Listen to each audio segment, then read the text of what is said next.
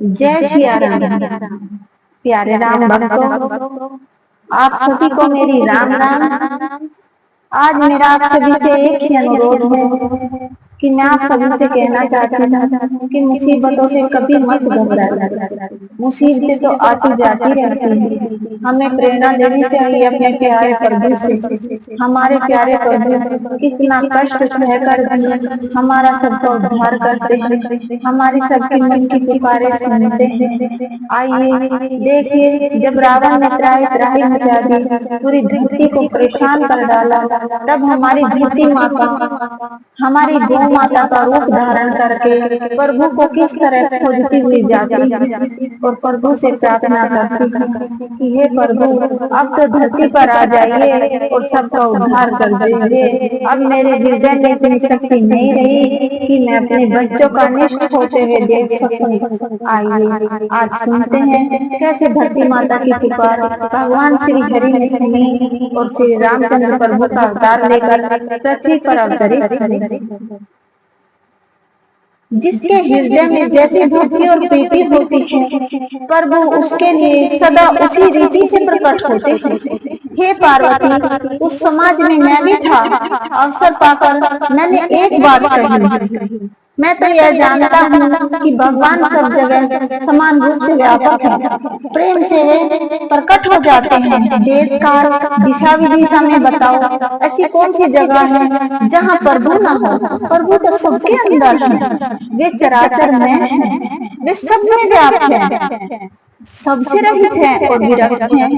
उनकी कहीं आसक्ति नहीं है, वे प्रेम से प्रकट होते हैं। जैसे अग्नि घी डालने पर तुरंत प्रकट हो जाती है, उसी प्रकार सर्वव्यापक भगवान जब हम प्रेम से उन्हें पुकारते हैं तो हर जगह प्रकट हो जाते हैं। मेरी बात सबको प्रिय लगी। ब्रह्मा जी ने साधु साधु कहकर बहुत बड़ाई की। मेरी बात सुनकर ब्रह्मा जी मन में बड़ा हर्ष हुआ, उनका तन पुलकित हो गया और नेत्रों से प्रेम के आंसू बहने लगे। तब वे धीर बुद्धि ब्रह्मा जी सावधान होकर हाथ जोड़कर स्तुति करने लगे।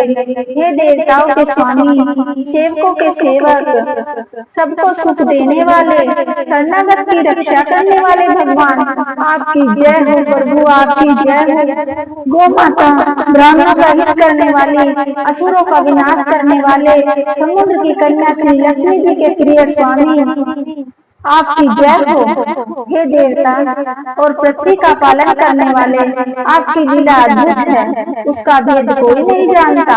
ऐसे जो स्वभाव से ही कृपालु और दीन दयाल हैं, हे प्रभु हम सभी पर कृपा कीजिए। धरती माता आपको खोजते खोजते यहाँ तक आ पहुँची हैं। हे प्रभु हम पर दया करे और दर्शन दे।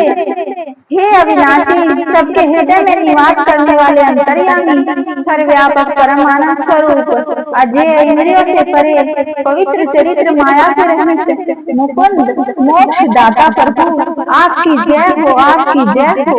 इस लोक और परलोक के सब भोगों से विरक्त तथा मोह से सर्वथा छूटे हुए मुनि वृंद भी अत्यंत अनुरागी प्रेमी बनकर जिनका दिन रात ध्यान करते हैं और जिनके गुणों के समूह का ज्ञान करते हैं, हे प्रभु, हे सच्चिदानंद, आपकी जय हो। जिन्होंने बिना किसी दूसरे संगी अथवा सहायक के अकेले ही स्वयं अपने त्रिगुण रूप ब्रह्मा विष्णु और शिव रूप बनाकर अथवा बिना किसी उपादान कारण के अर्थात स्वयं सृष्टि का निर्माण किया है, तीन प्रकार की सृष्टि उत्पन्न की, वे पापों का नाश करने वाले भगवान हमारी सुधि ले। हे भगवान, हे प्रभु, हमें देखे आकर हम किस हाल में हैं। हम न भक्ति जानते हैं न पूजा जानते हैं, जो संसार के जन्म मृत्यु के भय का नाश करने वाले, मुनियों के मन को आनंद देने वाले और विपत्तियों के समूह को नष्ट करने वाले हैं। सब देवताओं के समूह मन वचन और कर्म से चतुराई करने की बात छोड़कर उन भगवान की शरण में हम आए हैं। प्यारे भक्तों, इसी तरह इतने प्यार से आप अपने प्रभु को बुलाइए। देखिए हमारे ब्रह्मा जी किस प्रकार किस मन से और हमारी गौ माता अपने प्रभु को बुला रही है। आप भी श्रद्धा भक्ति भाव से अपने प्रभु को, अपने इष्ट को बुलाइए। देखिए आपके प्रभु कैसे आपके पास दौड़े नहीं चले आते। सरस्वती जी, वेद शेष जी और शंभु ऋषि कोई भी जिनको नहीं जानते, जिन्हें दान प्रिय है ऐसा वेद बताते हैं, वे ही श्री हरि भगवान हम पर दया करें। हे संसार रूपी समुद्र को मथने के लिए मंदराचल रूप सब प्रकार से सुंदर गुणों के धाम, सुखों की राशि नाथ, आपके चरण कमलों में मुनि सिद्ध और सारे देवता भय से अत्यंत व्याकुल होकर आपको नमस्कार करते हैं।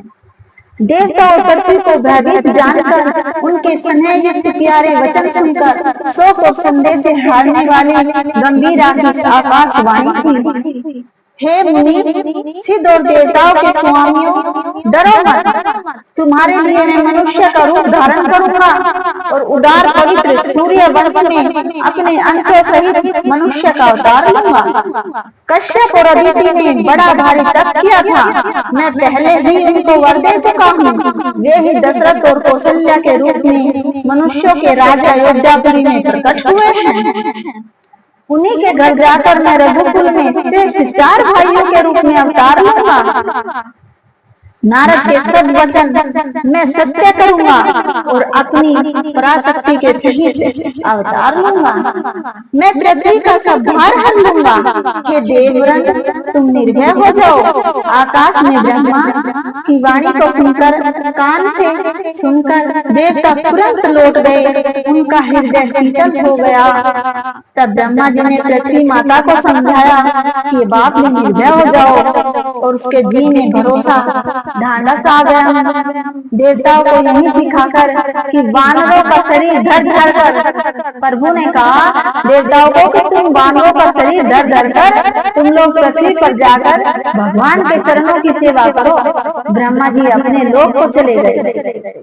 सब देवता अपने अपने लोक को वापस चले गए। पृथ्वी सहित सबके मन को बड़ी शांति मिल गई। ब्रह्मा जी ने जो कुछ आज्ञा दी उससे देवता प्रसन्न हुए और उन्होंने वैसा करने में तनिक भी देर न लगाई। पृथ्वी पर उन्होंने आकर वानर देह धारण कर ली।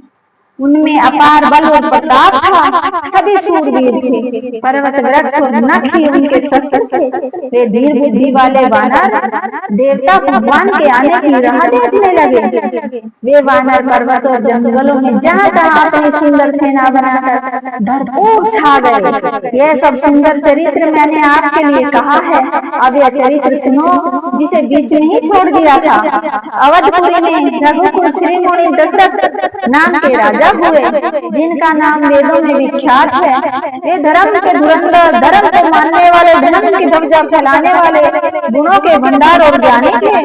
उनके हृदय में शंख धनुष धारण करने वाले भगवान की शक्ति भी थी और उनकी बुद्धि भी उन्हीं में लगी रहती थी। उनकी कौशल्या आदि प्रिय रानियां थी, सभी पवित्र आचरण करने वाली थी, विनीत और पति के अनुकूल चलने वाली थी और श्री हरि के चरणों में उनका दृढ़ प्रेम था।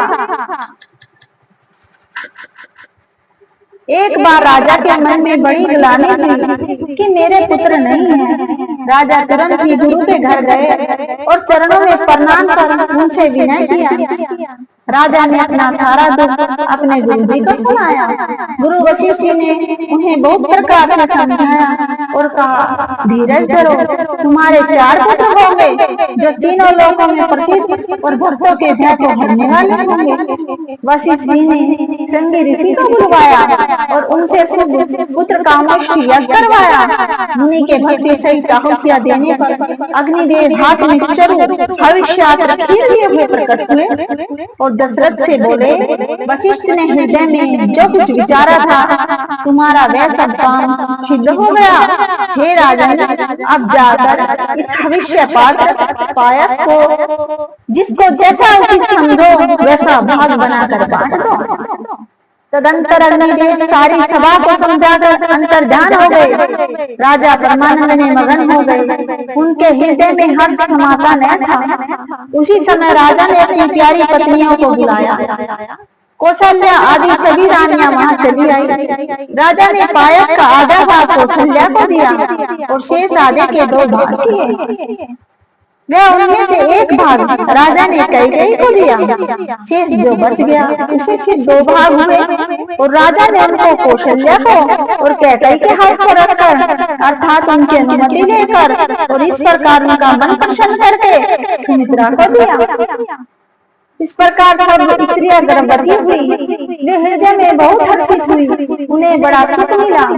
जिस दिन से श्री हरि लीला से ही गर्भ में आए सब लोगों में सुख और संपत्ति छा गई। बोलो जय श्री राम प्रभु की जय।